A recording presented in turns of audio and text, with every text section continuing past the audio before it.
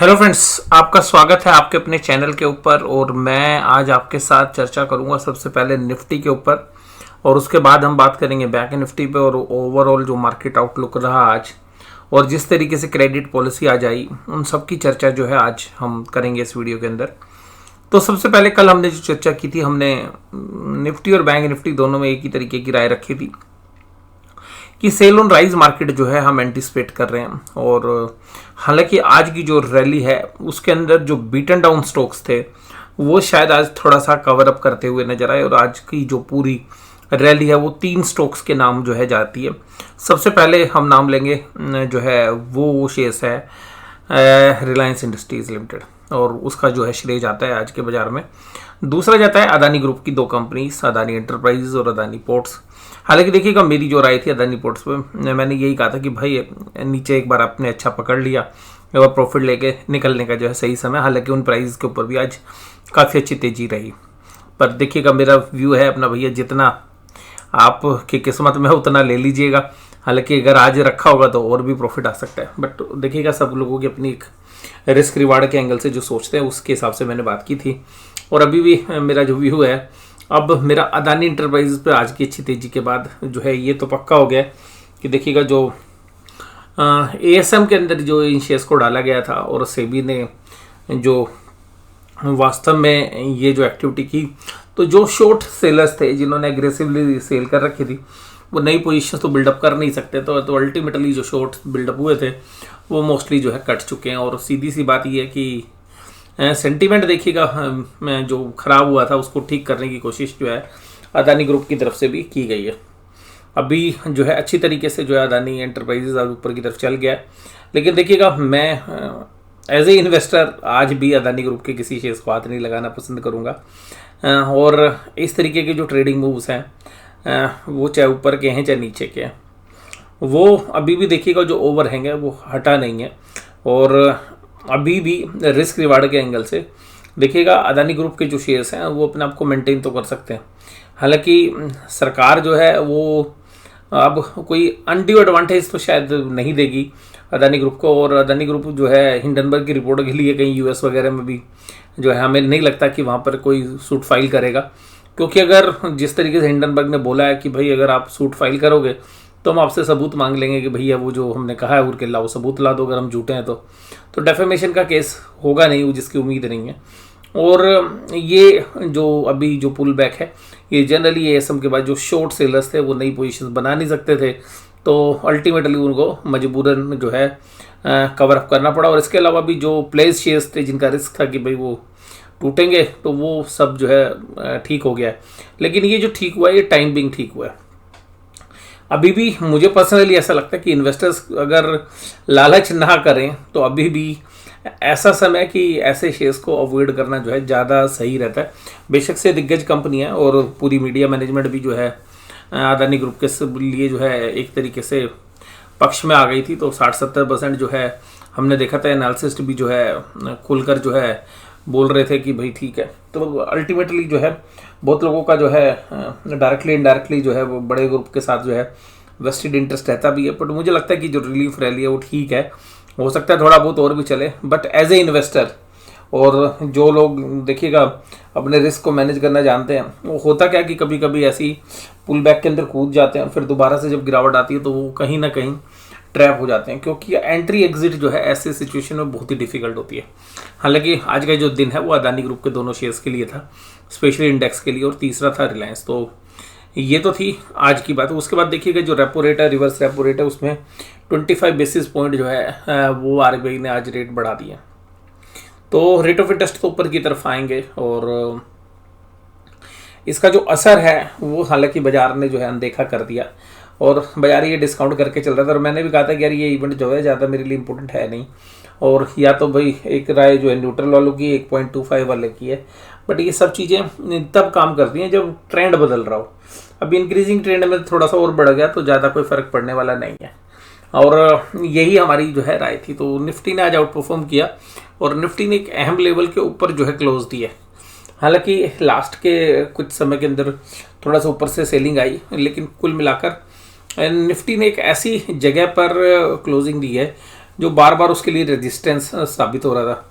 अगर आप देखिए नोटिस करेंगे तो आज की जो क्लोजिंग है उसमें एक विशेष बात है, 1 2 मैं आपको काउंट करके दे रहा हूँ कैंडल्स, 1 2 3 4 5 6 7 8, इन 8 कैंडल के ऊपर की क्लोजिंग है आज 9वें दिन। तो 8 कैंडल को ऑब्जर्व करके तो ये उम्मीद थी कि भाई एक शॉर्ट कवरिंग आएगी, लास्ट में एक शॉर्ट कवरिंग आएगी।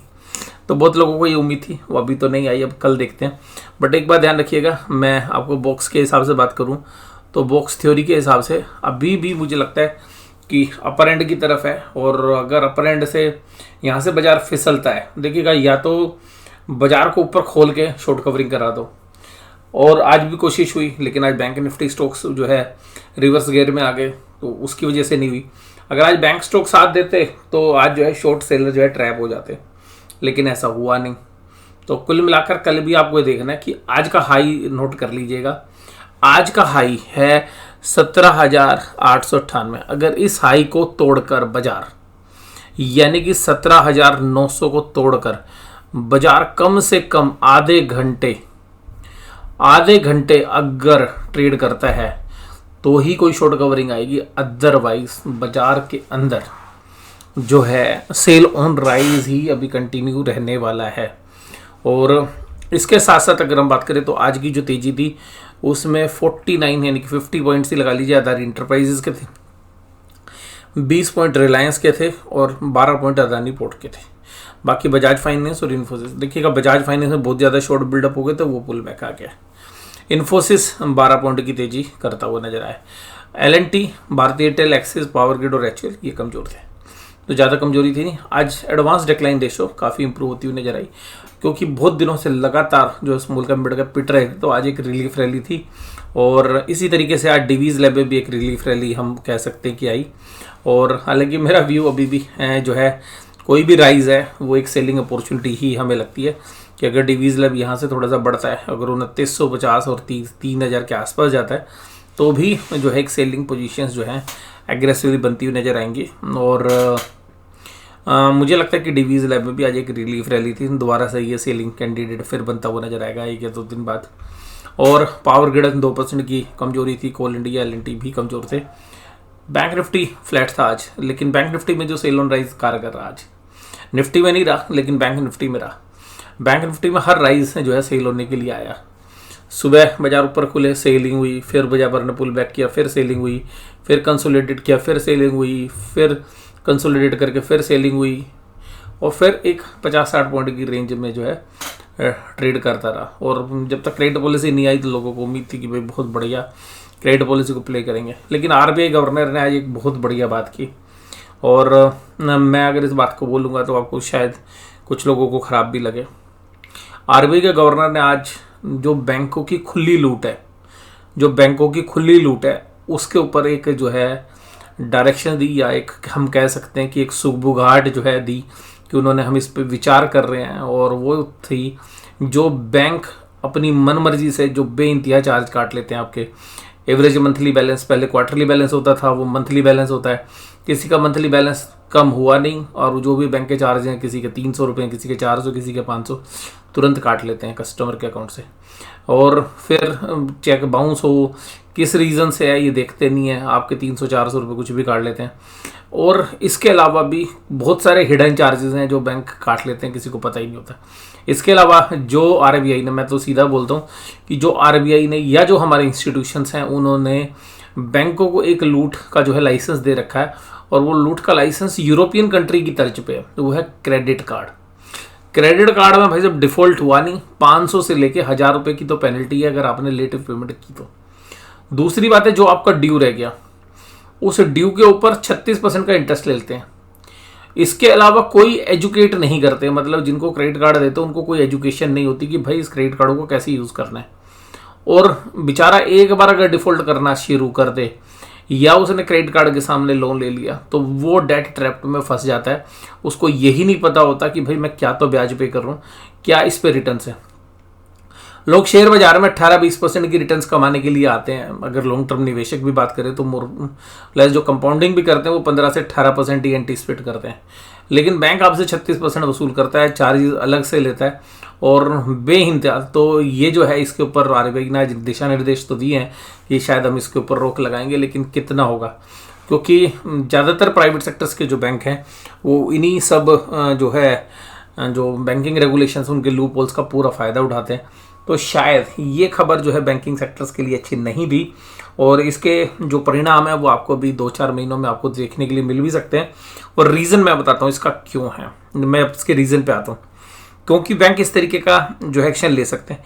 देखिएगा मोस्टली जो ये चार्जेस हैं प्राइवेट सेक्टर्स के जो बैंक है ये मोस्टली मिडिल क्लास और अपर मिडिल क्लास के ऊपर ही जो है ज़्यादा लगते हैं, क्योंकि जो लोअर क्लास है वो जनरली पीएसयू बैंक जो है यूज़ करता है, जहाँ पे 1000, 1500, 2000 या मैक्सिमम टू मैक्सिमम सिटी में 5000 का मैक्सिमम बैलेंस जो है मंथली बैलेंस होता है।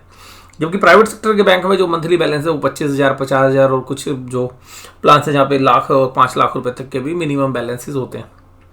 और वो जब बैलेंसेस आपको कहते हैं तो वो बोलते हैं कि जी आप पूरी फैमिली का एक अकाउंट बना लो, एक ही आईडी बना देंगे, पूरे परिवार को कनेक्ट कर देंगे। लेकिन जब मंथली बैलेंस के कैलकुलेट करने की बारी आती है सबके अलग अलग करते हैं, फिर उनके चार्जेस लगा देते हैं।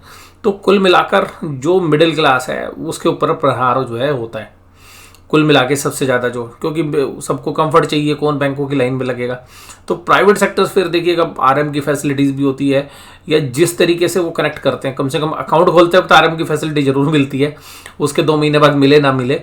और जब उनको कोई अपना इंश्योरेंस प्लान बेचना हो या कुछ ऐसा प्रोडक्ट बेचना हो तो आरएम आपके साथ कनेक्ट करते हैं। बेशक से जब आपको जरूरत हो तब आरएम आपका फ़ोन उठाए ना उठाए वो अलग बात है। लेकिन यहाँ पर एक जो सबसे खास बात है कि जो बजट में भी थी और जो प्रधानमंत्री जी ने आज संसद में भी बोला कि भाई मिडिल क्लास को जो है ज़रूरत है, उन्होंने बताया कि भाई किस तरीके से जो है डेटा सस्ता हुआ, या आज जो संसद में बात की, तो ये मतलब जो इलेक्शन अगले साल है उसकी तैयारी जो है मिडिल क्लास को लुभाने की भी है, क्योंकि विदाउट मिडिल क्लास भी आप जो है अनदेखी नहीं कर सकते कि एक बहुत बड़ा वोट बैंक है। तो उस मिडिल क्लास के लिए भी आरबीआई भी जो गवर्नमेंट के दिशा निर्देश है उसके हिसाब से हमें लगता है कि जो बैंकिंग में जो रिटेल सेगमेंट है, यानी कि जो मिडिल क्लास वाला जो लोन सेगमेंट है, या जिसमें लोअर मिडिल क्लास भी अपर मिडिल क्लास भी है, उन सब से रिलेटेड जो बैंकों के जो चार्जेस हैं उसमें रैशनलाइजेशन या उसके ऊपर रेगुलेशंस की बात होती है। जब इनको एटीएम में कोई पैसा नहीं होता, एटीएम खाली पड़े होते हैं, दूर दूर तक एटीएम नहीं होते, उसके लिए कोई दिक्कत नहीं है। लेकिन आपका बैलेंस एक दिन भी कम हो जाए तो देखिएगा बैंक जब भी पेनल्टी ले लेते हैं, बहुत सारे हिडन चार्जेस जो बताए नहीं जाते कस्टमर्स को। तो शायद इनके ऊपर कोई क्लैरिफिकेशन जो है आपको आने वाले 2-4 महीने में आती हुई दिखे, जिसकी वजह से भी आज बैंक जो स्टॉक्स हैं, निफ्टी बैंक के जो स्टॉक्स हैं, उन्होंने परफॉर्मेंस नहीं दी।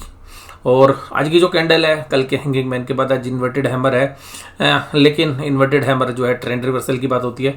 तो आज हैंगिंग मैन ने भी जो है सेटअप जो है काम नहीं किया। अब देखते हैं इन्वर्टेड हैमर जो काम करेगा या नहीं करेगा। तो इसमें जनरली एक पुल बैक आता है, लेकिन अभी मुझे लगता है कि जब तक ये बॉक्स में काम कर रहा है अभी इस बॉक्स में ही चलने दो। और ऊपर जो है सेल ऑन राइज ही है अभी। अगर इसमें भी बाजार जो है 41,800 के ऊपर आधे घंटे से 1 घंटे के बीच में अगर काम करता है, या भाई हो सकता है लास्ट के 3 बजे के बाद, तो ही कोई आप तेजी देख सकते हैं। अदरवाइज अभी भी बाजार सेल ऑन राइज ही है।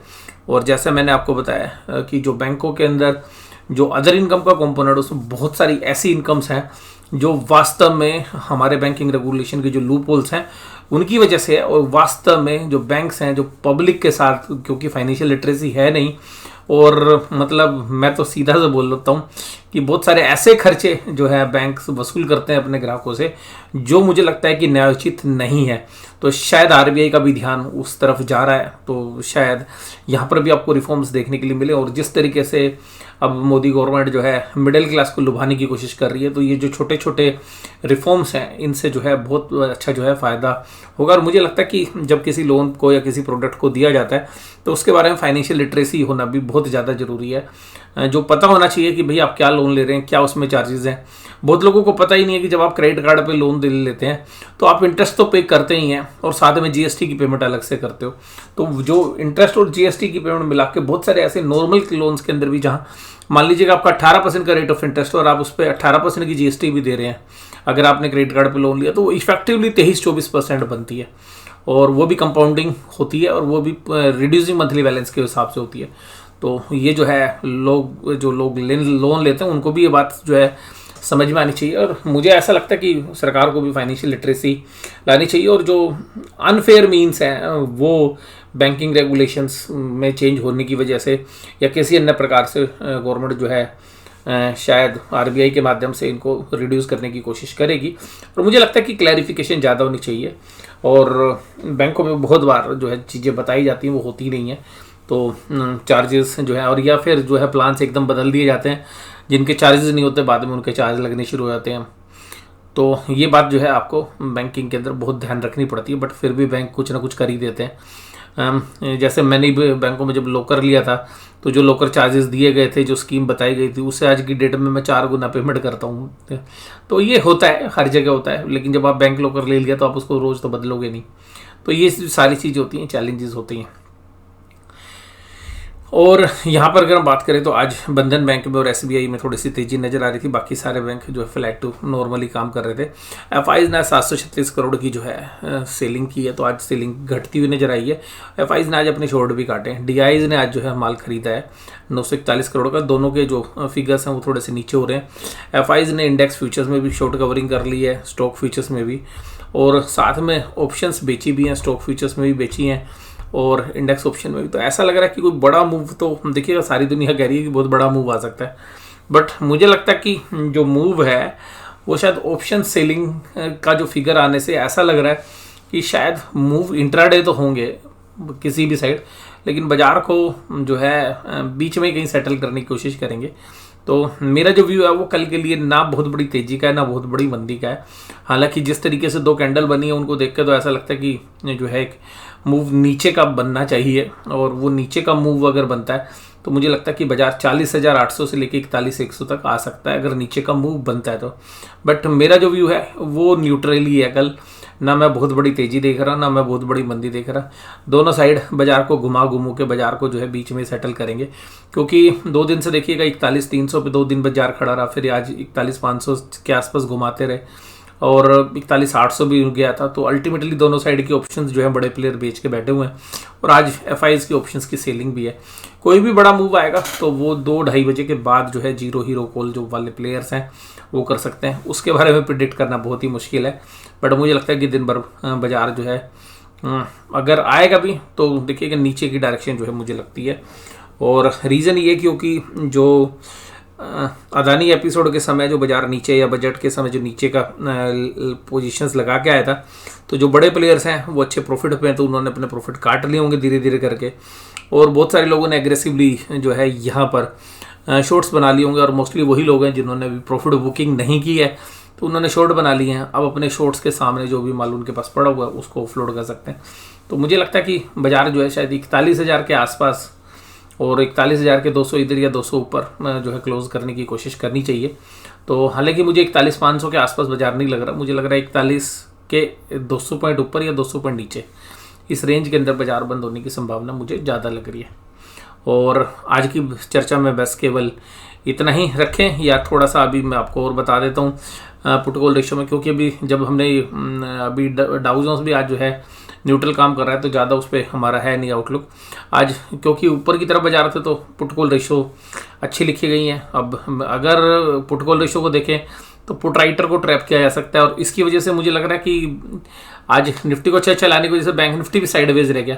अगर आज निफ्टी में वीकनेस होती ना तो बैंकिंग स्टॉक्स जो है कमजोर हो जाते, तो इसकी वजह से बैंक निफ्टी में पुट लिखा ली गई है। तो मुझे अभी भी लगता है कि जो बैंक निफ्टी है वो भी सेल ऑन राइज है, और जो मेरा फिगर है वो आता है 41,000 के 200 पॉइंट ऊपर और 200 पॉइंट नीचे। यानी कि मुझे लगता है कि अभी तो जो 41,500 की जो ऑप्शंस एक्टिव हैं वो कल 41,000 की हो जाएंगी, और फिर दोनों साइड जो है 41,000 के आसपास जो कॉल पुट है उनमें अच्छा काम होता हुआ जो है नजर आएगा, जिससे कि क्या होता है कि बाजार ऊपर से नीचे आता है तो ऑप्शन के प्रीमियम बढ़ जाते हैं, और ऑप्शन सेलर्स जो है अच्छे से जो है मैनेज करने की स्थिति में रहते हैं, और लास्ट में जो पोजीशंस है वो अपने लिए फेवरेबल कर देते हैं। और मोस्टली लोग जब इस तरीके की वोलेटिलिटी देखते हैं तो ऑप्शंस बाय कर लेते हैं, और ऑप्शन बाय में टाइम होता नहीं है कल के, क्योंकि कल की एक्सपायरी में, तो जनरली ऑप्शन बायर ट्रैप हो जाते हैं। और पीछे ऑप्शंस बायर ने बहुत अच्छा पैसा कमा लिया है, तो शायद अभी ऑप्शन सेलर के दिन है, और मुझे लगता है कि ऑप्शन सेलर जो है 41,000 41,200 के आसपास जो है बाजार लाने की कोशिश करेंगे। तो आज की चर्चा में बस केवल इतना ही। आज के ऑप्शन चेन के डेटा जो है मैं आपके साथ शेयर इसलिए नहीं कर रहा हूँ क्योंकि ऑप्शन चेन के डेटा आज इस तरीके से मूव है जिस तरीके से बाजार है। तो 41,500 में निफ्टी में जो है मेजरली ऐसा लग रहा है कि जैसे स्ट्रैडल बिक के गए हैं, लेकिन अब वो स्ट्रैडल अगर कल 1-1.5 घंटे में बिखर जाता तो बात अलग है, जिसकी चांसेस मुझे लग रहे हैं। पर मुझे लगता है स्ट्रैडल की जो शिफ्टिंग है वो 41,000 के आसपास शायद कल हो जाएगी। और बैंक निफ्टी के अंदर के बाद अगर निफ्टी में बात करें तो आज 17,800 के अंदर भैया जब 17,800 के ऊपर बंद हुआ तो मंदी करने वाले बैकफुट पे आ गए। 17,800 की जितनी कॉल ऑप्शंस थी उनमें अनवेंडिंग हो गई और वो अनवेंडिंग शिफ्ट होकर 18,000 की तरफ भी नहीं आई और 17,900 पे भी नहीं आई। तो ये सबसे जो है विचित्र स्थिति थी, ये जाके शिफ्ट हुई 18,100 पे। तो जो कॉल राइटिंग 17,800 से हटी वो 18,100 पे गई। तो इसका मतलब है कि मंदी करने वाले निफ्टी में बैकफुट पर आज थे। और लेकिन ये कभी कभी ना आश्चर्यचकित करता है बाजार कि इस तरीके से होता है। वो 17,800 की फिर पुट लिखवा देता है और अगले दिन गैप डाउन करके ट्रैप कर देता है बाजार, और फिर 2-2:30 बजे के बाद फिर एक उल्टा मूव आ जाता है। वो सारी मंदी से तेजी हो जाती है तो सब लोग पुट खरीद के बैठे होते हैं, बाद में उनकी पुट जीरो हो जाती है। तो ऐसा भी हो सकता है कि बाजार जो है इस तरीके से जो है काम करें। बट अभी जो ऑप्शन चेन के डेटा है वो ये बता रहे हैं कि 17,800 भी एक्सपोर्ट बन गई है इस ऑप्शन चेन के हिसाब से। 17,800 टूटेगा तो भैया फिर जो तेजी करने वाले वो ट्रैप में आ जाएंगे। बट आज जिस तरीके से बाजार को खड़ा रखा गया है उसके बाद शॉर्ट कवरिंग नहीं आई, बस ये थोड़ा सा डिसअपॉइंट किया लोगों को। और वो इसलिए नहीं आई, मैंने बताया बैंकिंग की वजह से। सर बैंकिंग में क्यों हुआ? क्योंकि क्रेडिट पॉलिसी में आज क्रेडिट पॉलिसी के एंड में जब कंक्लूड कर रहे थे तो उन्होंने जो आरबीआई गवर्नर ने जो बोला उनको जो है बाजार ने सीरियसली लिया और उसका असर जो है आपको 2-3 महीने में देखने के लिए मिलेगा कि जो बैंक्स जो बेमानी जो है जो चार्जेस लेते हैं उसके ऊपर शायद थोड़ी सी आपको कमान जो है खींचती हुई नज़र आए। और उसका रीज़न मैंने आपको बोला कि अगले साल हम इलेक्शन में जा रहे हैं और प्रधानमंत्री जी जो है मोदी जी अब इस बात को समझ रहे हैं कि मिडिल क्लास बहुत ज़्यादा नाराज है उनसे, तो मिडिल क्लास को किस तरीके से खुश किया जाए। और ये जो बैंक बेइंतहा चार्जेस लगा रहे हैं इसके ऊपर आपको लगाम लगती हुई नज़र आए और सरकार का भी इनिशिएटिव होगा विद आरबीआई। तो देखते हैं ये कितना कारगर होता है। वीडियो देखने के लिए धन्यवाद। Thank you very much.